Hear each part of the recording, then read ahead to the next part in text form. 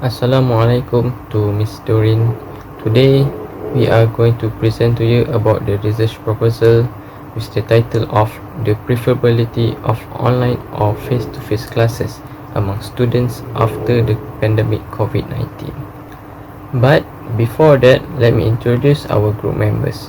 My name is Muhammad Hafiz bin Abdul Razak. Next is Ikmal bin Razali. The third one is Nurul Aryani. Next is Qayyim bin Zuraimi. And finally, we have Ahmad Zulkarnain bin Abdul Latif.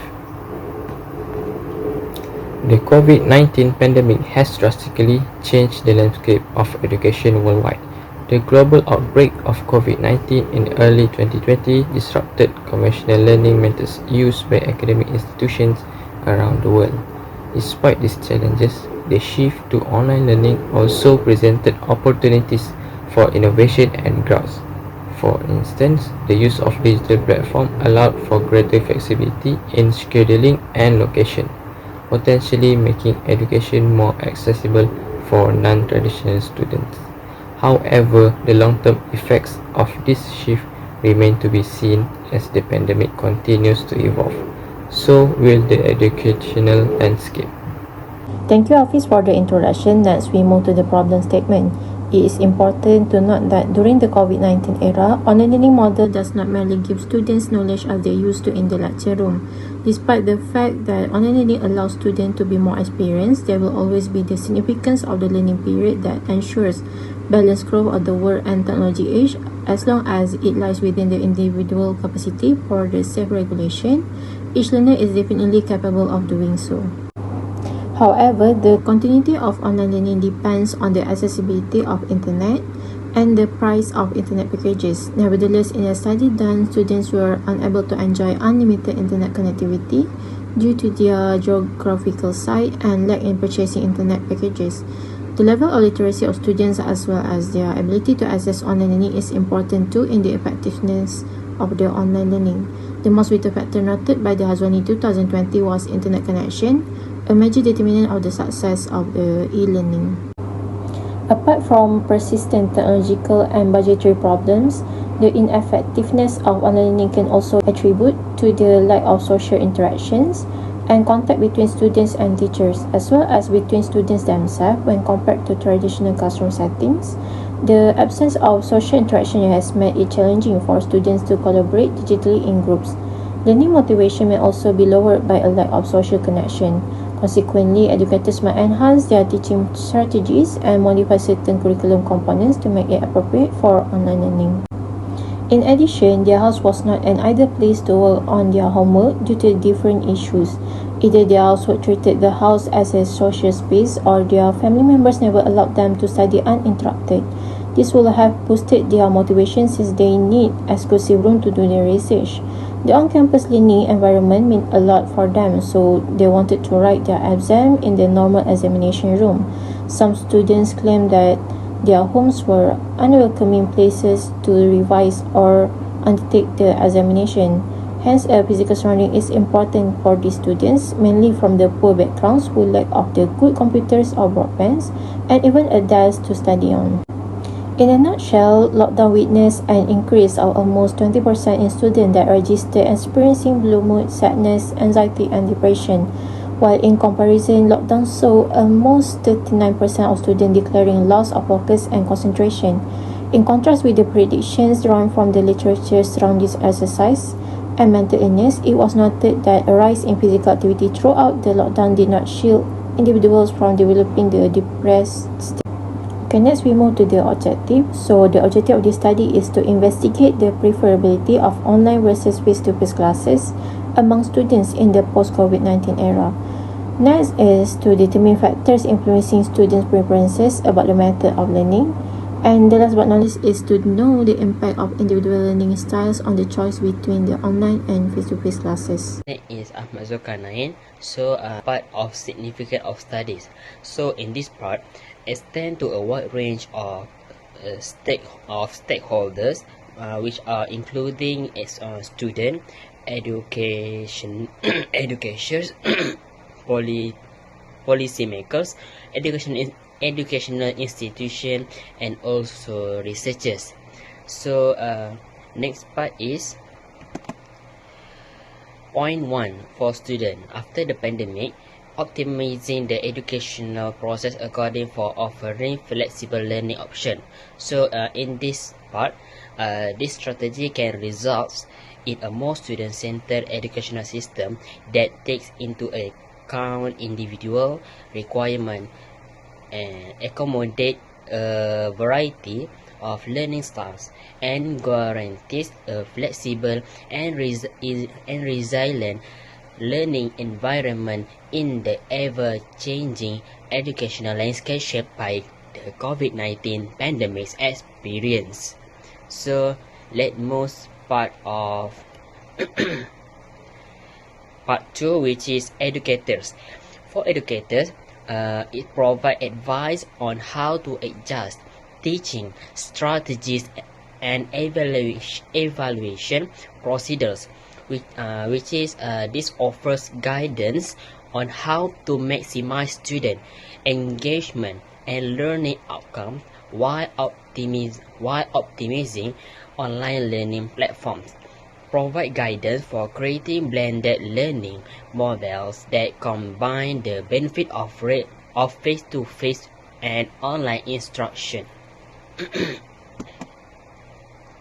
So let's move to point 3, which is policymakers. Policymakers gives evidence-based information to direct the allocation of resources and future educational policies in this direction of efficient student-centered learning environment, and it helps make decisions about finding digital literacy program and technology infrastructure in order to guarantee fair access to high quality education for all. It takes into account the changing needs and preferences of the student body to help shape higher education's future. So point 4, educational institution. So it provides information about student preferences so that specialized course offering and academic programs can be created, and it gives advice on how to create technology and learning environments that work well for a variety of learning preferences and styles. And also it helps make strategic decisions about future investment in the infrastructure of face-to-face and online learning. So point 5 is researchers. So for researchers, it provides lays to groundwork for the future studies on the efficiency of various learning modalities and how they affect different learning outcomes, and it contributes to the creation of new research instruments and techniques for examining challenging problems in education. The study delves into the evolving landscape of learning post-pandemic by investigating student preference for online or face-to-face classes. It analyzes factors influencing their choice, compares perceived effectiveness across various dimensions, and explores how preferences vary with course types.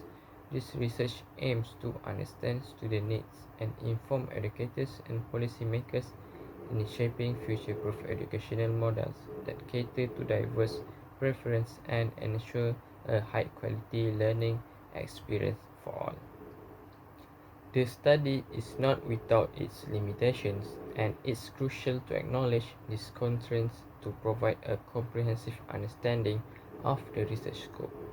Firstly, the limitation of a lack of prior research in a specific domain poses a challenge as it may impact the depth of contextual insight available for analysis.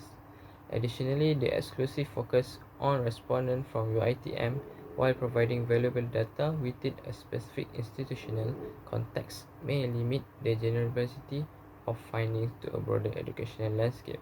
Furthermore, it relies on response primarily from nation students introduce a potential regional bias, as cultural and contextual factors unique to Malaysia may influence their outcomes. Despite these limitations, the study endeavors to offer valuable insight within its defined parameters, contributing to the existing knowledge base and laying the groundwork for future research in this evolving field. Okay, Assalamualaikum warahmatullahi wabarakatuh. My name is Muhammad Iqbal bin Razali. So, my part is about research methodology.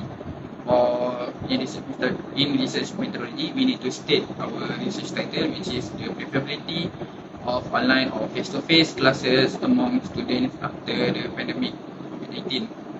So, for the objective, I will tell again, which is to investigate the preferability of online face-to-face classes among students in the post-COVID-19 era to determine factors influencing students' preferences about method of learning. Lastly, to know the impact of individual learning styles on the choice between online and face-to-face classes. Okay, next, under research methodology for preliminary study, for stage 1, we will make literature review. So in literature review, we will do some, we will explain everything about our topic. For example, what's the meaning of pandemic, and we will cite in our research. Next, for stage 2, data collection, which is we will use quantitative method. In quantitative method, we have primary data. Primary data, we will use questionnaire and we will distribute the questionnaire to all UiTM student. I mean for all UiTM student is, which is even though they are not from UiTM Shalam, they still can answer our questionnaire because we state in our questionnaire that UiTM students. How we can reach them is by social media, because we have a lot of friends that come from other UiTM branches. Next is for secondary data, like normal from journal article and online research. And next is stage 3, we will make the data analysis, which is we will use SPSS. We will extract data from the questionnaire and we will insert in SPSS, and SPSS will run the process. So next is for stage 4, we will make some conclusion for our research. That's all from me. Thank you.